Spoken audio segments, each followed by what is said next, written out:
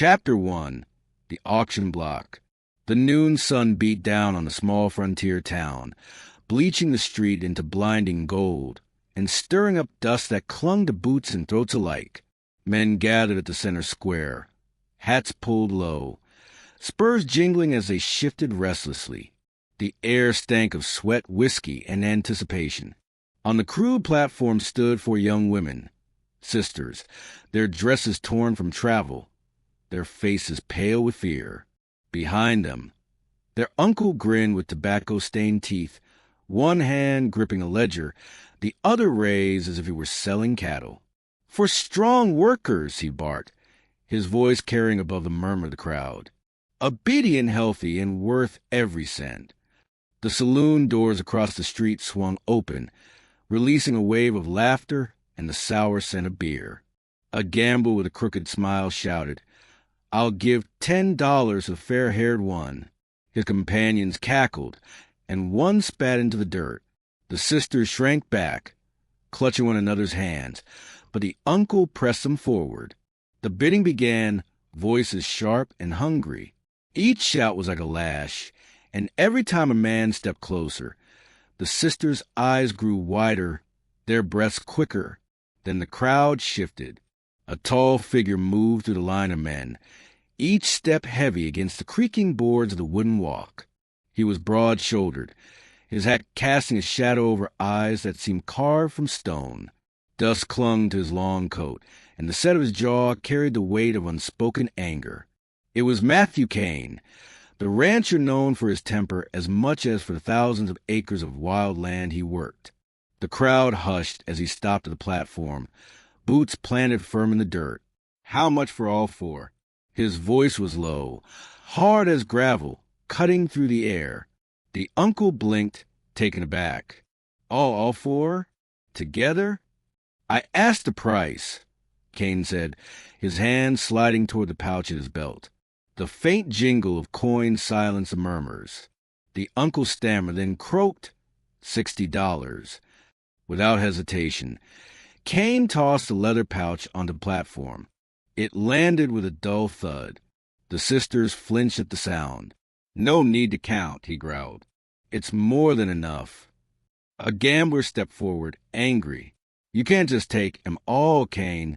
We ain't even done bid." Kane turned his head slowly, eyes burning beneath the brim of his hat. The silence that followed was heavy as a loaded gun. The gambler swallowed hard and backed into crowd. The rancher looked up at the sisters then, his expression unreadable. Their uncle shoved them toward him, eager to pocket his profit. Kane's hand hovered for a moment before he gestured for them to follow. His voice softened just enough to be heard. "You're coming with me. No man lays a hand on you again." The crowd erupted in whispers as the sisters climbed down from the platform, skirts brushing the dusty ground. They trailed behind him, their hearts pounding, unsure they'd been freed or claimed by a different kind of master. And as the sun dipped lower over the prairie, the dust swallowed them, leaving behind only the echo of coins and the whisper of history beginning. Chapter 2. The Ranch of Silence. The wagon creaked and groaned as it rolled away from a noisy town, its wheels biting into the dry earth. Behind Matthew Kane rode the four sisters, their faces shadowed beneath wide-brimmed bonnets he had pressed into their hands before leaving town. It was a silent journey, the only sounds a soft thud of hooves, the squeak of leather harness, and the mournful call of a lone coyote in the distance. By late afternoon, the land opened wide into rolling prairie, the horizon painted with streaks of fire orange and purple as the sun began its slow descent. At last, Kane reined his horse and nodded ahead. "That's it, my ranch." The sisters craned their necks. A wide stretch of fenced land sprawled before them, dotted with grazing cattle and horses that lifted their heads curiously. The ranch house stood tall and weathered, its white paint peeling, but its timbers strong as bone. Smoke curled faintly from the chimney, and a big red barn loomed beside it. It looked like both a fortress and a prison. Kane dismounted with the grace of a man long tied to the saddle, his spurs clinking softly as he crossed the wagon. You'll sleep under a roof. You'll eat well, but you'll work. His gaze swept over them. Sharp but not cruel. There are rules. Break 'em, and you'll answer to me. You understand? The eldest sister, Clara, lifted her chin, her voice trembling but steady. And if we don't like your rules?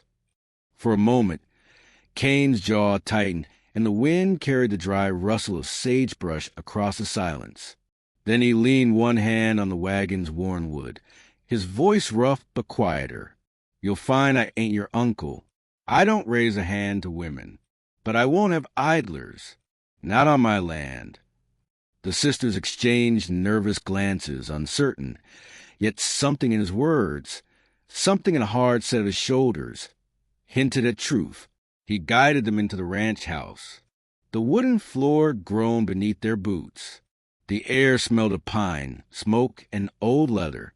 In the corner, a long table waited, though only one chair bore the mark of use. This place has been too quiet for too long, Kane muttered, almost to himself. He turned back to them, and for the first time there was no anger in his expression, only a weariness that seemed carved deep into his bones. Maybe that changes now. The sister settled in with hesitant movements, touching the rough-hewn walls, the iron stove, the heavy curtains that fluttered in the evening breeze. When Kane stepped outside to tend the horses, Clara lingered by the window, watching him in the fading light. His figure moved strong and steady across the dusty yard, but even from a distance she could see the weight he carried. "He's angry," whispered the youngest sister. "No," Clara murmured, almost to herself. "He's broken." And as the prairie wind howled across the empty land, the ranch, once a place of silence, breathed as if something had stirred to life again. Chapter 3. Whispers in the Saloon. The saloon doors banged open with a squeal of rusted hinges, spilling light and laughter into the street. Clara paused just outside, clutching the small bundle of embroidery she'd worked on by candlelight for weeks. She had convinced herself she'd only come to trade for flour and sugar, but she'd slipped the delicate needlework into her bag anyway. Extra coin meant freedom, and freedom meant choices. Inside, the saloon smelled of stale whiskey, cigar smoke, and sweat. The piano banged out a tune, half drowned by the raucous voices of cowhands fresh off the trail. Boots scraped across the floorboards, spurs clinking as men leaned in close over cards and whiskey glasses. Clara's heart thudded as she moved toward the barkeep, her skirts brushing against the floor, her chin held high despite the prying eyes. She had nearly made it when a voice, slick as oil, cut through the din. Well, if it ain't Kane's little prize. A gambler with a crooked smile leaned against the counter, his vest too bright, his eyes too sharp. Two of his companions rose from their chairs, circling like buzzards. Clara's grip tightened on her bundle. "I came to trade, nothing more." The gambler snatched the embroidery from her hands, holding it up to the smoky lamplight. "Fine work. Shame it won't fetch near what a pretty face like yours could." His laugh was low and ugly, joined by the others. Clara's throat went dry. She glanced toward the door, but one of the men stepped in front of her, blocking the way. The room seemed to close in, with creaking, smoke thick, the smell of danger sharp as gunpowder. Then the door slammed again. Matthew Kane's shadow filled the entryway, broad and dark against the lamplight. He strode in, boots pounding the floor like thunder. The piano faltered to silence, and the chatter died down. "Give it back." His voice was low, deadly calm. The gambler smirked. "Now, Kane, no need to get riled. We're just—" Kane's fist caught him square in the jaw. The man flew backward over a table, whiskey glasses shattering as he crashed to the floor. Chaos erupted. Chairs scraped back, men shouted, and the other gamblers reached for their guns. In a blur, Kane had one pinned against the counter, his forearm pressed hard against a man's throat. His eyes burned beneath the brim of his hat. You so much as look at her again, and you'll be spitting teeth till winter. The saloon went still. Even the piano player sat frozen, hands hovering above the keys. Kane released the man with a shove, grabbed Claire's embroidery, and pressed it back into her trembling hands. His gaze softened just a fraction as it met hers. You shouldn't be here alone. Clara swallowed hard, her voice barely a whisper. I had to try. He looked at her for a long moment, something unreadable flickering in his eyes, before jerking his head toward the door. Come on, we're leaving. As they stepped back into the fading daylight, the saloon's whispers followed them into the dust, rumors, laughter, fear. But Clara's heart pounded not just with fear anymore. Something else had taken root, dangerous as a spark in dry grass. Chapter 4. Fire and Gunpowder. The night air was dry, sharp with the scent of sagebrush, when Clara stirred from her narrow bed. A strange glow flickered through the window, orange, pulsing. Her stomach dropped. She rushed to the door, yanking it open, and the truth hit her with the force of a gunshot. The barn was ablaze. Flames licked the sky, devouring the dry wood with a roar. Horses screamed inside, thrashing against their stalls, while sparks showered across the yard like fiery rain. Matthew! Clara's voice tore the silence. Kane was already there, hauling open the heavy doors. Heat blasted outward, singeing his coat, but he plunged inside. Without hesitation, the sisters followed, skirts lifted, faces lit by fire. Get the water buckets. Kane bellowed, shoving a half-panicked mare out into the yard. Now! They scrambled, forming a ragged line from the pump, passing buckets hand to hand, their skin blistering from heat, their lungs filling with smoke. Sweat mingled with ash on Clara's brow as she dragged a smaller sister back from a collapsing beam. Inside the barn, Kane wrestled with a frightened stallion, muscles straining as the firelight turned his figure into something carved from flame and shadow. At last, the horse burst free, tearing into the night. Kane staggered out after it, coughing hard, his face blackened with soot. The fire roared higher, and though the barn was doomed, their efforts saved the horses, the tools, and the ranch itself. By dawn, only a smoldering skeleton remained, smoke curling into the pale morning sky. Kane leaned against the corral, chest heaving, his shirt torn, blood running from a gash at his temple. Clara approached, her hands trembling as she dipped a rag into cool water. You'll scar if you don't let me tend that, she whispered. He gave her a weary look, half a smile tugging at the corner of his soot-streaked mouth. Scars don't bother me. They should, she murmured, dabbing at the wound, her eyes searching his face. You carry enough of them already. His hand caught hers, rough and calloused, halting her. For a moment, the world narrowed to the space between them. The hiss of cooling embers, the first cry of a morning bird, the faint brush of her breath against his cheek. I didn't save you to own you, Kane said hoarsely. I did it because I couldn't stand to see it happen again. My sister, she wasn't as lucky. His voice cracked on a word, and for the first time, Clara saw not anger in him, but grief. Her heart twisted. She set the rag aside and placed her hand gently over his. Then let us help carry that weight. You don't have to bear it alone. For the first time, silence between them wasn't heavy. It was alive, humming like fire about to spread. The sun broke over the horizon, casting long shadows across the ruined barn. The sisters stood together, weary but unbroken, and Kane looked at them not as burdens, but as the beginning of something worth fighting for. Chapter 5. Blood on the Dust. The prairie sun sagged low, bleeding red across the horizon. Dust rolled in with the wind, carrying a tension that made the horses restless and the sisters quiet. Clara stood on the porch with her arms folded tight, her gaze fixed on the trail. She had known this peace wouldn't last. And then she saw him. Their uncle rode at the head of half a dozen hard-eyed men, their rifles glinting in the dying light. His cruel grin was unmistakable even from a distance. He reined in at the edge of the yard, spitting into the dust before raising his voice. "Matthew Kane," he bellowed, "you got something that belongs to me." Kane stepped from the barn's ruins, hat low over his eyes, his hand resting on the butt of his revolver.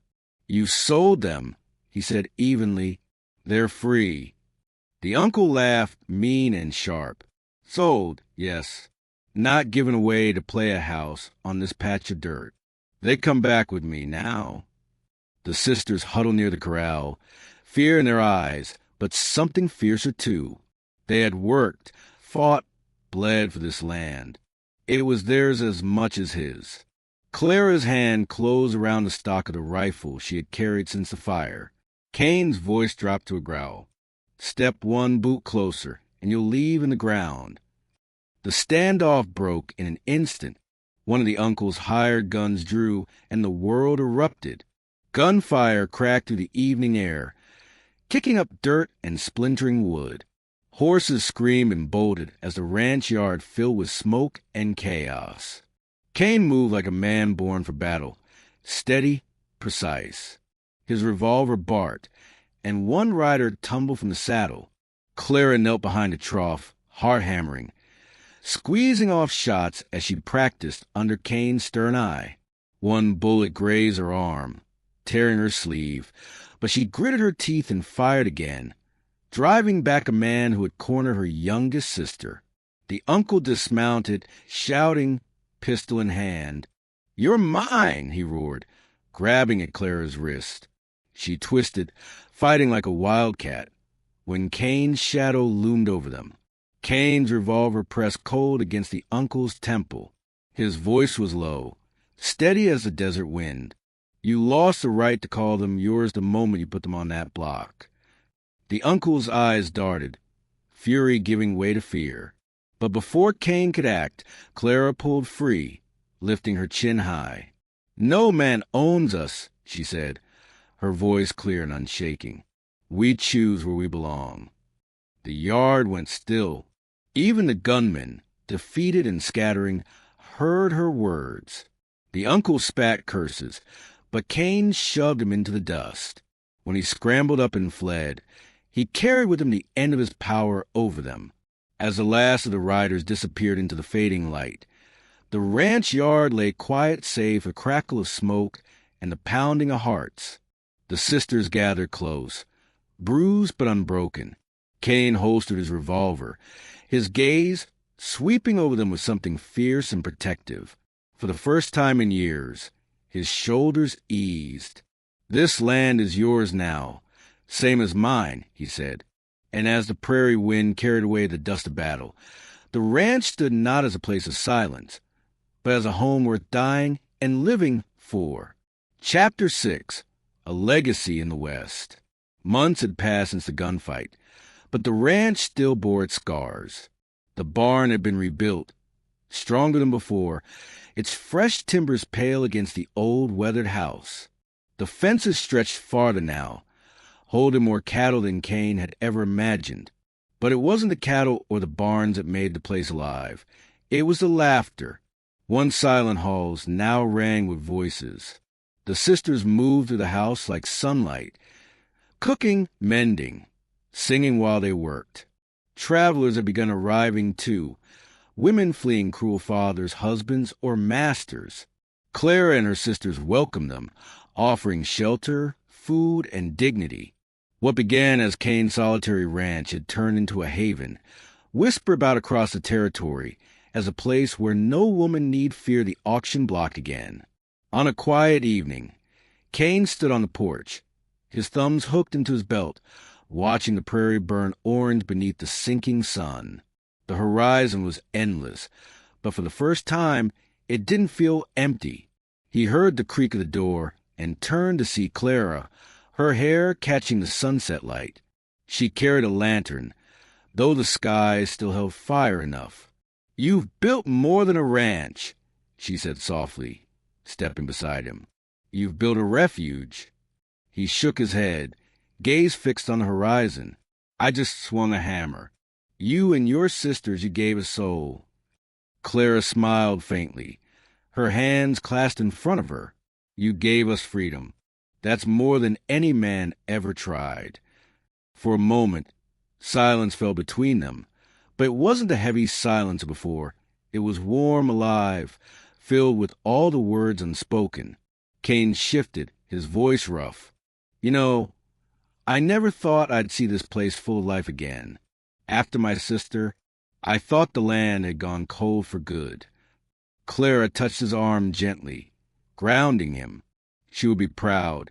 You saved us, Matthew, and you've saved more since.